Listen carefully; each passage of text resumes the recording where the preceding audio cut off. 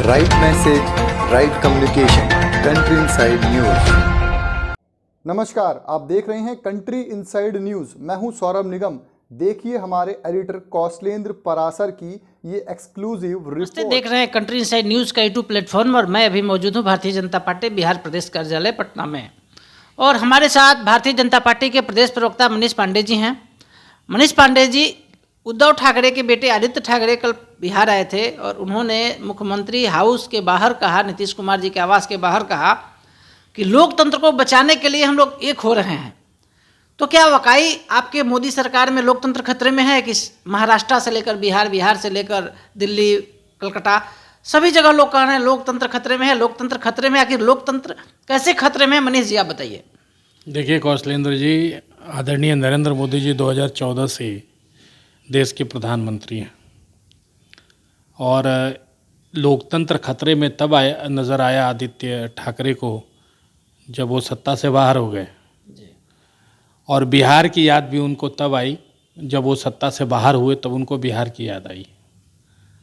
देखिए, मैं तो इस घटना पर यही कहना चाहूँगा कि ये नरेंद्र मोदी जी की बढ़ती हुई लोकप्रियता और भारतीय जनता पार्टी का जो सुशासन है, जो विकास का कार्य है, उसका यह परिणाम है। और ख़ास करके देश में जो बढ़ती हुई लोकप्रियता और स्वीकार्यता है जनता के बीच, पहले चुनाव में जो जितने सीट आए, फिर दूसरे चुनाव में जितने सीट आए, देश ही नहीं विदेशों में जिस प्रकार से लोकप्रियता बढ़ रही है जनता, यहाँ तक मैं कह सकता हूँ, जो मुझे नहीं कहना चाहिए, कि जिन मुद्दों पर जनता को परेशानी हो रही है, उन मुद्दों का पर भी जनता को लगता है, इतना विश्वास है जनता को लगता है कि कुछ परेशानियाँ रही होगी या परेशानियाँ भी हल हो जाएंगी। इतना भरोसा आदरणीय नरेंद्र मोदी जी पर देश की जनता को है। और यही कारण है कि आज सब एकदम कट्टर धुर विरोधी एक दूसरे के जो विचारधारा के रहे हैं, वो लोग आज के तारीख में एक दूसरे से मिल रहे हैं। लेकिन यह भी सत्य है कि नेता भले मिल जाएं, यह जरूरी नहीं है कि उनके समर्थक जनता जो वोटर है वह भी मिल जाए।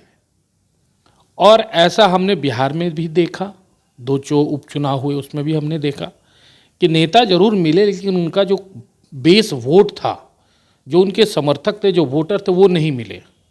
और महाराष्ट्र की बात अगर हम करने बैठे हैं, जहाँ से आदित्य ठाकरे आए हैं, तो वहाँ पर भी हमने देखा कि शिवसेना जिस बाला साहब ठाकरे के जिस विचार और नीति सिद्धांतों पर शिवसेना अपने परम वैभव तक गई, चरमोत्कर्ष पर गई, जब शिवसेना उद्धव ठाकरे ने जब उन सिद्धांतों से समझौता कर लिया, उसके खिलाफ जाकर उन ताकतों में, उन गोद में, कांग्रेस की गोद में बैठ गए, तो उनके ही समर्थक, उनके ही लोग, उनकी ही पार्टी के वो लोग जो बाला साहब ठाकरे के सिद्धांतों पर चलने वाले थे, उन लोगों ने तोड़ा पार्टी, वो लोग उनसे अलग हुए।